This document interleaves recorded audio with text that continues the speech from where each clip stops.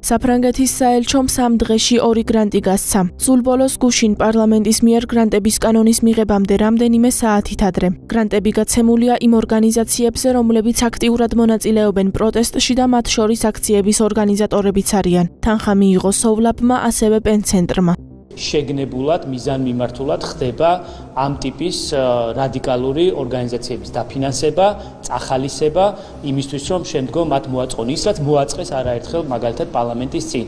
ამიტომ მომავალში, როდესაც სავარაუდოდ ნახავთ ამავე ორგანიზაციების მხრიდან ასევე ძალადობრივ და სხვა მხრივ ფსიქოლოგიური შანტაჟის თუ ასე შემდეგ განხორციელებულ აქტივობებს პირდაპირ ზედმეტი მოკვების გარეშე პირდაპირ შეგვიძლია დავადოთ ხელი და მიუთითოთ ამ ადამიანზე საფრანგეთის ელჩემ აქვს საუბარი ძალიან სამწუხაროა და დასანანია რომ ამაზე გვიწევს საუბარი, მაგრამ ფაქტია მათი მთავარი მიზანი და ამოცანა არის რომ ქვეყანაში გააღვივონ დააპირისპირონ ერთმანეთთან მოქალაქეები, მოაწყონ სახელმწიფო გადატრიალებები, დააფინანსონ ტრენინგები და შეფუთონ ეს ვითომ არის ძიმესენით დაავადებული ბავშვების მშობლებისთვის სინამდვილეში ნახა საზოგადოებამ თუ რაზე მიდიოდა საუბარი და როგორ უხსნიდნენ ადამიანებს, როგორ ატრენინგებდნენ რომ მოაწყონ სახელმწიფო გადატრიალება. ეს არის მარტივი მოცემულობა და რა თქმა უნდა